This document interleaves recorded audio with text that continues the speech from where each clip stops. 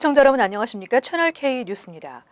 한식 급식 시범 행사가 뉴저지 팰리세이드 파크에서도 이어지고 있습니다. 지난달 급식 업체는 한식 메뉴 도입이 곧 현실화된다고 밝히기도 했는데요. 연말까지 계속되는 한식 행사는 앞으로도 5회 더 이어지고 내년엔 뉴욕까지 확대 시행됩니다. 이보현 기자가 현장을 취재했습니다. 뉴저지 최대 한인 밀집타운 팰리세이드 파크 린드버그 초등학교. 점심시간이 되자 학생들이 카페테리아로 몰려듭니다. 오늘은 미 동부 한식 세계화 추진위원회가 주최하는 한식 급식 시범 행사가 열리는 날.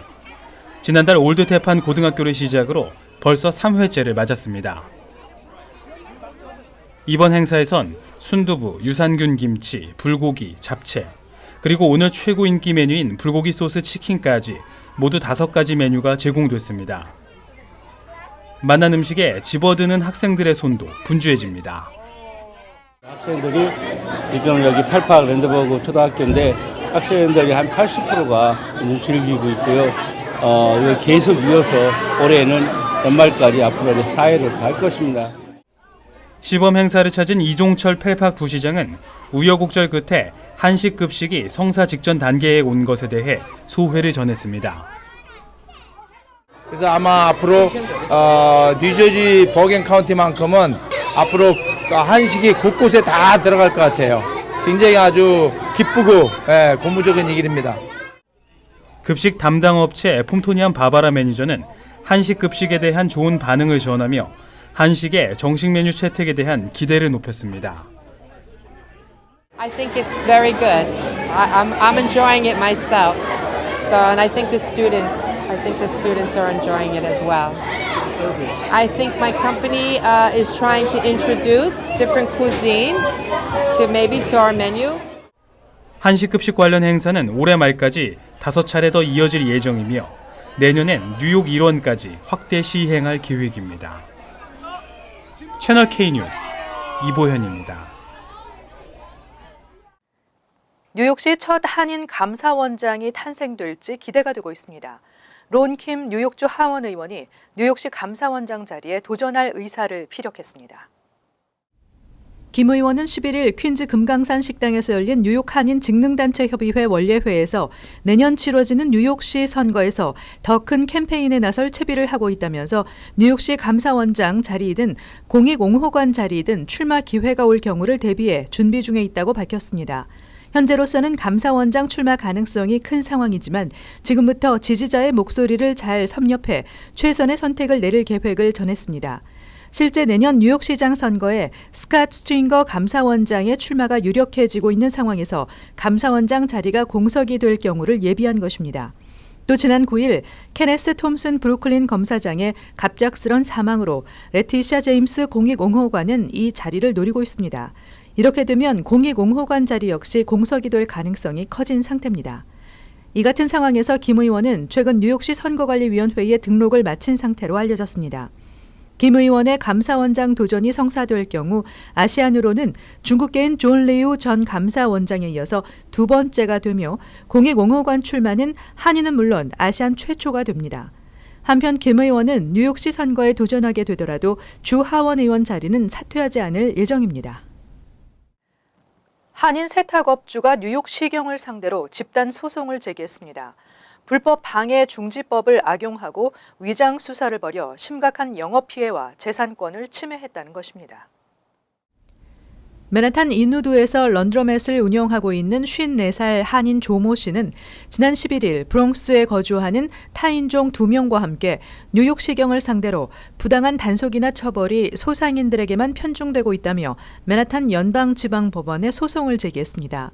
소장에 따르면 뉴욕시경이 불법 방해 중지법을 적용해 자신의 런드로맷 영업이 직접적인 피해를 입었고 헌법이 보장한 재산권을 침해받았다는 주장입니다. 실제 NYPD는 지난 2013년 5월 조 씨가 운영하는 가게 안에서 아이패드와 아이폰 등을 작물인 것처럼 위장해 가게 내 손님에게 $200에 판매한 뒤 그 손님을 작물 구입 혐의로 체포했습니다. 7개월 후 다시 가게로 찾은 경찰은 조 씨의 가게가 작물 거래 장소로 사용됐으며 조 씨가 이를 알고도 묵인했다며 1년 동안 영업 정지 명령을 내렸습니다.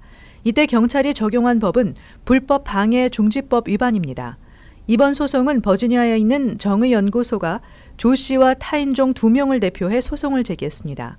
한편 뉴욕시는 사업체가 매춘이나 성범죄, 마약이나 작물 거래 등에 직간접적으로 관련될 경우 불법 방해 중지법을 적용해 최고 1년까지 폐쇄 조치할 수 있도록 하고 있습니다. 지난달 29일 발생한 뉴저지주 호보큰역 열차 탈선 사고로 뉴저지 트랜짓 측이 막대한 피해 보상금 부담에 직면할 것으로 보입니다. 피해자들의 손해배상 청구 소송이 시작되고 있습니다. 테너플라이에 거주하는 66살 쉘던 캐스트는 11일 열차 사고로 인해 오른손 중지가 절단됐다며 뉴저지 트랜짓을 상대로 손해배상 소송을 제기했습니다. 그의 변호인은 열차가 역을 들이받을 당시 운행 속도가 무척 빨랐다며 열차 운행을 담당하는 뉴저지 트랜짓에 사고 책임이 있다고 주장했습니다. 해당 열차에 타고 있던 캐스트는 사고로 인해 머리 쪽에 심한 부상을 당한 것은 물론 오른손 중지 일부분을 잃었습니다. 캐스트는 이 같은 참사가 다시는 일어나서는 안 된다는 생각에 소송을 결정하게 됐다고 말했습니다. 캐스트 소송을 시작으로 호보큰역 사고 피해자들의 소송이 잇따를 것으로 전망됩니다. 또 피해자들의 승소 확률도 높게 점쳐지고 있습니다. 특히 연방교통안전위원회 등의 조사 결과 사고 원인이 노후시설 등에 있었다는 결론이 나올 경우 뉴저지 트랜짓 측은 막대한 피해 보상금 부담에 직면할 것이라고 법률 전문가들은 지적했습니다. 국무부가 11월 영주권 문호를 발표했습니다. 가족 이민과 취업 이민의 비자 발급 우선 일자가 골고루 한 달씩 앞당겨졌습니다. 영주권 문호가 새 회계년도 들어서도 순항하고 있습니다. 시민권자의 21세 이상 미혼 자녀에게 해당되는 가족 이민 1순위의 비자 발급 우선 일자는 지난달 2009년 9월 22일에서 2009년 10월 22일로 진전됐습니다. 또 영주권자의 배우자와 21세 미만 미혼 자녀를 의미하는 가족 이민 2A 순위의 비자 발급 우선 일자도 2014년 12월 22일에서 2015년 1월 22일로 영주권자의 21세 이상 미혼 자녀인 2B 순위는 2010년 4월 15일로 지난달 2010년 3월 15일보다 4주가 빨라졌습니다. 이외 3순위와 4순위도 각각 4주가 진전됐습니다. 반면 접수 가능 우선 일자는 가족 이민 순위 모든 분야에서 이번 달도 제자리 걸음을 하고 있습니다. 하지만 취업 이민 3순위의 비자 발급 우선 일자는 2016년 7월 1일로 지난달보다 한 달 더 진전됐고 취업 이민 3순위의 숙련직과 비숙련직의 최종 승인일은 새 회계년도 들어 2달 연속 한 달씩 앞으로 나갔습니다.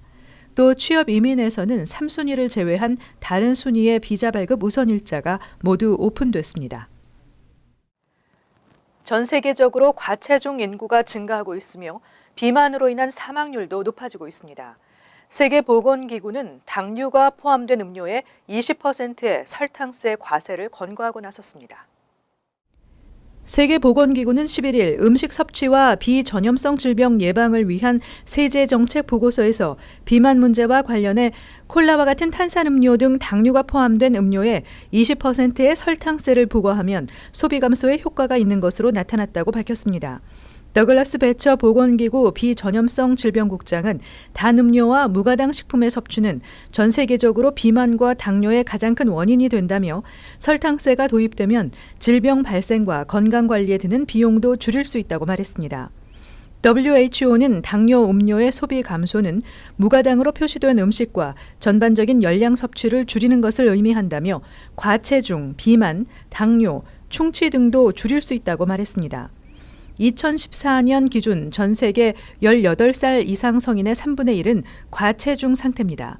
비만 유발률은 남성 11%, 여성 15%로 1980년에 배가 됐습니다.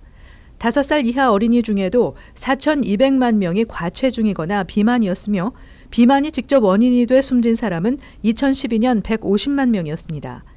신선한 과일과 채소에 보조금을 지급해 가격을 10%에서 30% 낮추고 무가당 식품, 포화지방, 트랜스지방 등이 든 식품에는 과세하는 방식으로 식품 소비의 변화를 유도해 비만을 낮출 수 있다는 지적입니다.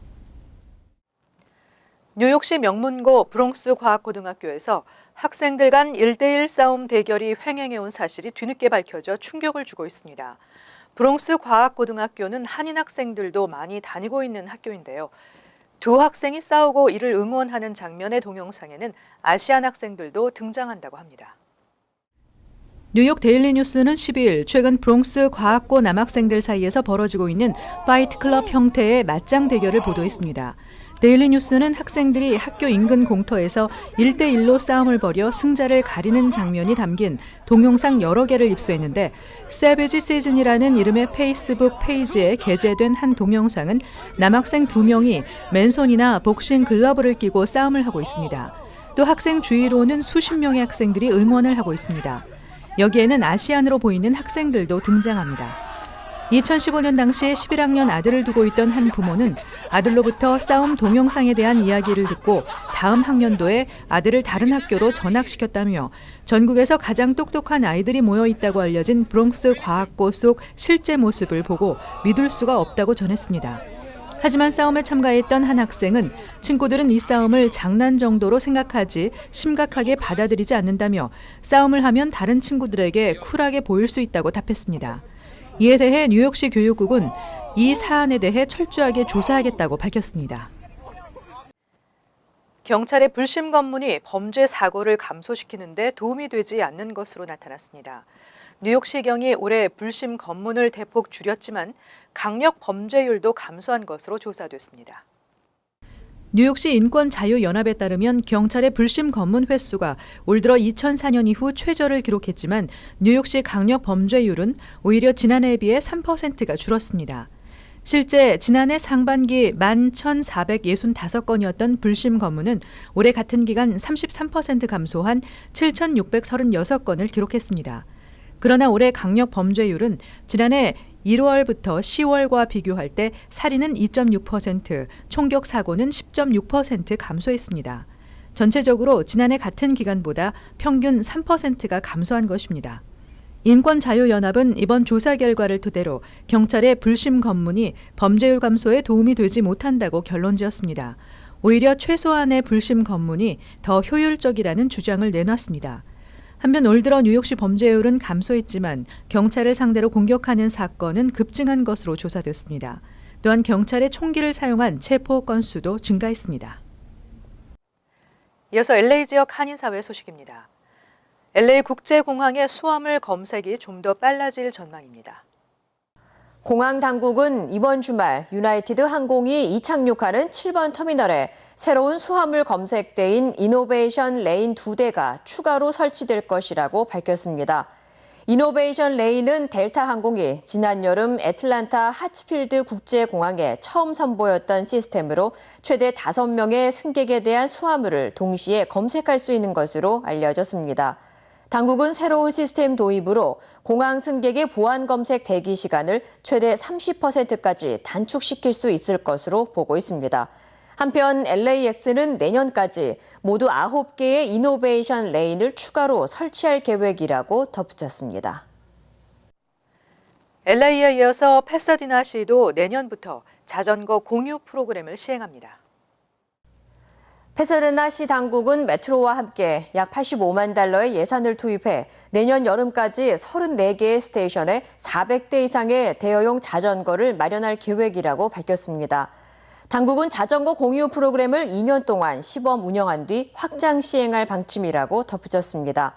자전거 대여 비용은 일반 패스의 경우 30분당 $3 50센트가 부과되고 $20의 월간 패스를 구입하는 경우 30분이 무료로 제공된 후 매 30분마다 $1 75센트의 요금이 부과되며 $40의 연간 이용권, 플렉스 패스를 구입하는 경우에는 30분당 $1 75센트의 할인 요금이 적용됩니다. 계속해서 월드 리포트입니다. 중국에서는 지난주 국경절 연휴 동안 6억 명 이상이 대이동을 했습니다. 유명 관광지마다 관광객들이 몰리면서 문화재를 훼손하는 일이 속출하고 있다 보니 중국 정부가 블랙리스트까지 만들었다고 합니다. 청나라 말기의 권력자 서태후가 머물며 섭정을 했던 곳으로 유명한 이허위안. 유네스코 세계문화유산으로 당국이 특별 관리를 하는 국가문화재지만 전각의 기둥과 담장은 물론 벽화까지 낙서로 얼룩져 있습니다. 낙서를 지우느라 수백 년 된 그림 일부가 떨어져 나갔는데 그 옆에 다시 낙서를 한 경우도 있습니다. 太残忍了！你这么多年这个留下的遗产，你怎么这么糊？ 베이징시 외곽의 만리장성, 성곽 곳곳에 관광객들이 펜이나 쇠못으로 쓴 이름과 방문 날짜가 눈에 띕니다. 지난해 자금성에선 구리 항아리에 남녀의 이름과 하트 모양을 새긴 낙서가 발견됐는데 완전한 복원이 어려워 지금도 흔적이 남아 있습니다. 다른 지방의 유명 관광지에서도 금지구역에 함부로 들어가 문화재를 훼손하는 일이 끊이지 않고 있습니다. 由于这个家具的年代久远啊，经不起就是游客的你一碰我一碰的。 중국 정부는 주요 국영 매체를 동원해 여행할 때 좋은 인상을 남기는 것이 중요하다며 연중 홍보 활동을 벌이고 있습니다. 自尊自爱，文明出行，维护形象全靠你我。 추태가 심한 관광객에 대해서는 블랙리스트까지 만들어 강도 높은 제재에 착수했습니다. 현재 블랙리스트에 오른 관광객은 20여 명. 당국의 특별관리 대상인 이들 유커들은 국내외 여행이 엄격히 제한됩니다. 이어서 간추린 소식입니다. 이동통신사 스프린트가 저소득층 고등학생 100만 명에게 모바일 기기와 인터넷을 무료로 제공합니다. 스프린트는 이들 고등학생이 졸업할 때까지 노트북이나 태블릿, 스마트폰 같은 기기와 매월 3GB의 고속 데이터를 지원한다는 계획입니다. 스프린트의 마르셀로 클라울의 최고 경영자는 500만 가구의 아이들이 가정에서 인터넷에 접속하지 못하고 있다고 지적했습니다. 과실치사 혐의로 기소된 한인 의사 로버트 노 씨가 보석금을 내고 풀려났습니다. 플러싱 메인스트리트에서 리버티 산부인과를 운영하던 52세 로버트 노 씨는 낙태 시술 도중 과다 출혈로 환자가 숨지면서 퀸즈 검찰은 11일 2급 과실치사 혐의로 기소했습니다. 노 씨의 변호를 맡은 제프리 리치먼 변호사는 이번 사건은 비극이지 범죄는 아니라고 주장했습니다. 노 씨는 유죄가 인정되면 최대 징역 15년에 처해질 수 있습니다. 12일 오전 뉴저지 잉글루드 클립 소재 세인트 피터스 대학에서 대형 화재가 발생했습니다. 잉글루드 시장은 기계실 압축기에서 화재가 시작된 것으로 보고 있다며 다행히 인명피해는 없는 것으로 확인됐다고 밝혔습니다. 이번 화재로 인해 건물이 모두 전소됐으며 기숙사에 있던 27명의 수녀와 2명의 사제가 긴급 대피했으며 이 지역 일대 도로가 통제돼 큰 혼잡을 빚었습니다. 버겐 카운티 검찰 등 관계 당국은 정확한 화재 원인을 조사 중입니다. 올겨울 뉴저지 주민들의 난방비 부담이 줄어들 것으로 보입니다. 연방에너지정보국에 따르면 올해 뉴저지 난방료 평균 가격은 갤런당 $2.35 정도로 지난해보다 15센트 정도 인하됐습니다. 2년 전에 비해서는 $1.29가 줄었습니다. 천연가스를 이용하는 가정의 경우에는 지난해에 비해서 0.2%의 가격이 인하됨에 따라 한 달 평균 사용료를 $2.11 정도 절약할 수 있습니다. 다음은 환율과 증권 소식입니다.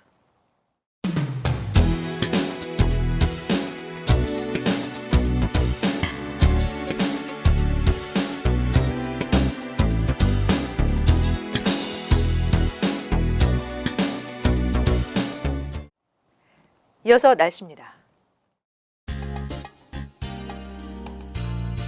금요일은 대체로 맑겠습니다. 낮 최고 기온 61도, 섭씨 16도, 밤 최저 기온은 45도, 섭씨 7도 예상됩니다.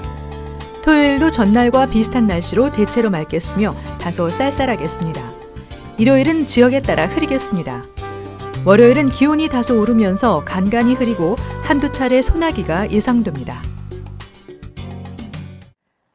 항상 여러분과 함께하는 채널K 뉴스 여기서 마칩니다. 시청해주신 여러분 고맙습니다.